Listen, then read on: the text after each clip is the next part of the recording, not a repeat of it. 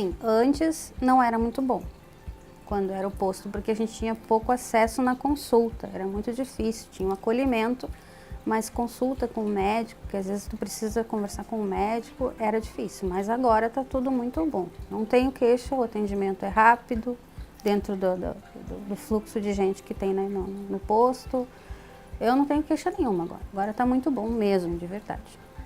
Bom, a situação de saúde em Porto Alegre, ela tem se apresentado com vários desafios, né? Porto Alegre tem uma cobertura intermediária, se a gente for olhar para a média nacional de estratégia de saúde da família, uma cobertura que já aumentou em 18 meses, né? Foi de 45% para 55%, e é uma cobertura que, em termos de quantidade, vem crescendo, e a gente precisa também da qualidade, né? No sentido de que os processos de trabalho das equipes possibilitem uma qualidade na prestação de serviço. A gente precisa ampliar o acesso e a gente tem atuado bastante com relação à ampliação de horário de atendimento, né? A gente tem 3 unidades agora funcionando das 18 às 22 horas, que deram um grande aumento de atendimentos e mais acesso para pessoas que tinham dificuldade em acessar no horário usual de funcionamento. Um exemplo disso é o aumento da presença de homens, né, na proporção de homens no horário das 8 às 17, ele é em cerca de 20%, e das 18 às 22 ele salta a 42%. A estratégia das unidades com 22 horas tem se mostrado muito interessante, muito eficaz. A gente não tem um território fechado, então qualquer pessoa, mesmo que não pertença àquela unidade, pode buscar o atendimento. Um outro aspecto muito importante que a gente tem visto é que a gente tem conseguido fazer muito teste rápido à noite, né? Nas 4 horas de funcionamento à noite, a gente faz mais naquelas unidades do que durante todo o dia. Dá para dizer, às vezes é mais, às vezes é menos, em média 60 atendimentos. E aí são crianças, adultos, idosos, qualquer idade, né? Qualquer questão clínica também. Tem o atendimento odontológico, que geralmente temos mais umas 20 vagas, né? Então já dá 80. E os curativos, que sai dessa conta, e aí varia o número de acordo com a noite, eu não tenho um número assim para precisar. E as vacinas que são feitas à noite também com um volume variável. A gente acredita que o modelo de clínica da família, com unidades grandes, com um aumento de recursos, com uma carteira de serviços mais amplas, seja, né, o caminho que a gente deve percorrer. E a gente tem a convicção de que a saída para enfrentar esses desafios está dentro da qualificação da atenção primária, seja de expansão, né, no aumento de número de equipes, na expansão do acesso, do horário de funcionamento, para que cada serviço saiba o seu papel de forma clara, que a população saiba qual serviço procurar e que os serviços atuem de forma coordenada, né? Cada um atuando naquele perfil, naquele recorte da população em que ele é mais efetivo.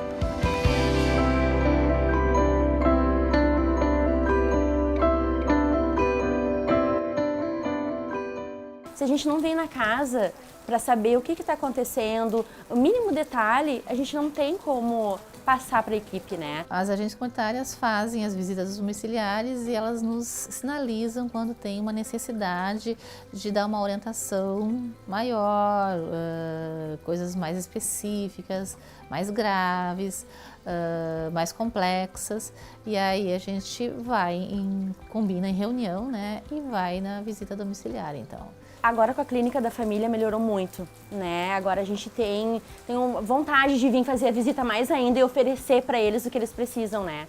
Porque a gente daí tem um retorno, né? Eu venho oferecer, sei que eles vão buscar e vão conseguir o que eles precisam, né?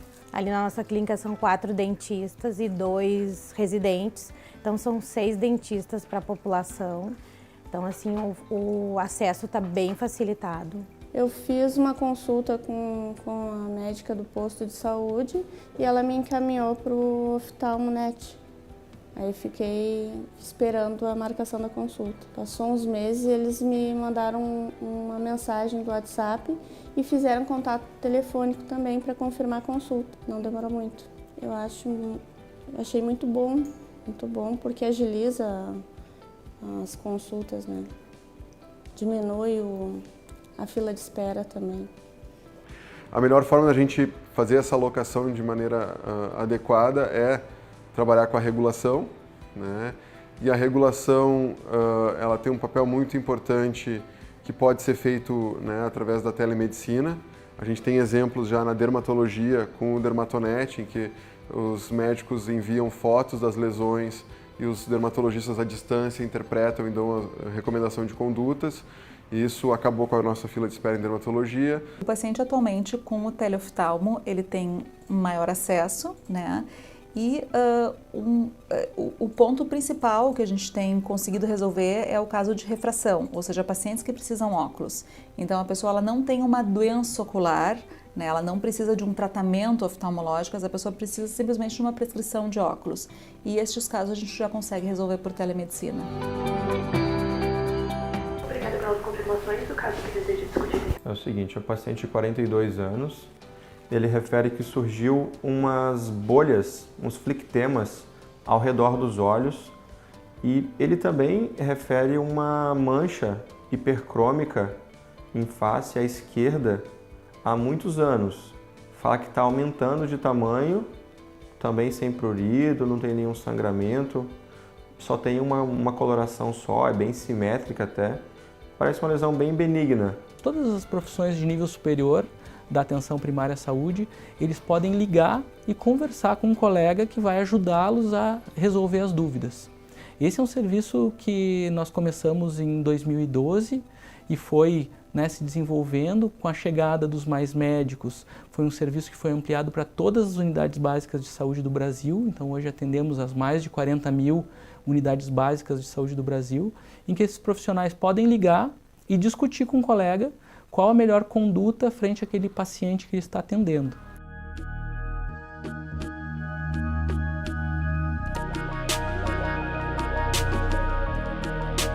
A tecnologia ela pode fazer muita diferença, né, na vida das pessoas, principalmente em países como o Brasil, em cidades como Porto Alegre, em que a gente tem uma carência de recursos e que está claro que só aumentar serviço, né, aumentar profissionais, ou aumentar o número de leitos, ou aumentar a estrutura, não vai se refletir num cuidado melhor se a gente não souber otimizar essa rede. O desafio do gestor é sempre lidar com demandas infinitas, né, e recursos limitados. A forma que isso se manifesta claramente no Sistema Único de Saúde são as filas, né? Então, a gente vê fila para conseguir leito, fila para conseguir consulta, fila para conseguir procedimento.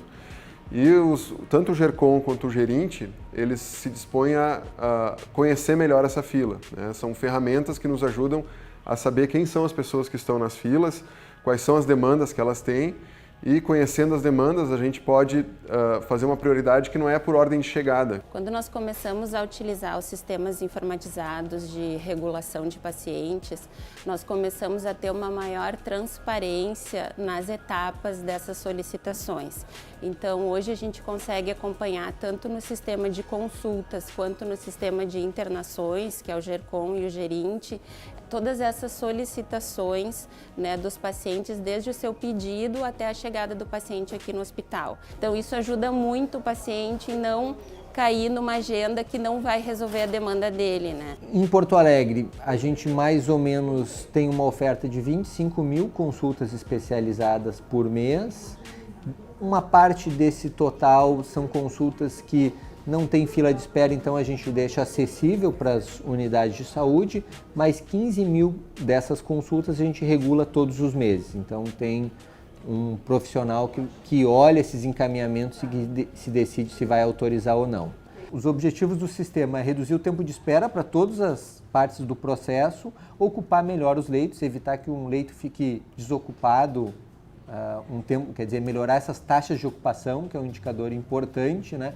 E principalmente conseguir que os pacientes que precisam mais do atendimento sejam atendidos mais rápido. E a gente tem visto que, com base na inovação, apostando na atenção primária e na regulação, é possível fazer mais, né, com não tão mais, né, talvez com o mesmo. O recurso vai ter sempre algum grau de limitação, e é um dever do gestor e um dever de todos que têm esse compromisso com a saúde da população. E a gente espera que, com todo esse trabalho junto à atenção primária e regulação, a gente consiga reduzir filas de espera que no início da gestão eram aí de meses, anos, né, e que a gente consiga resolver o problema das pessoas, algumas numa fila de espera mais curta e outras permanecendo na atenção primária com profissionais qualificados, com estrutura adequada para resolver os seus problemas.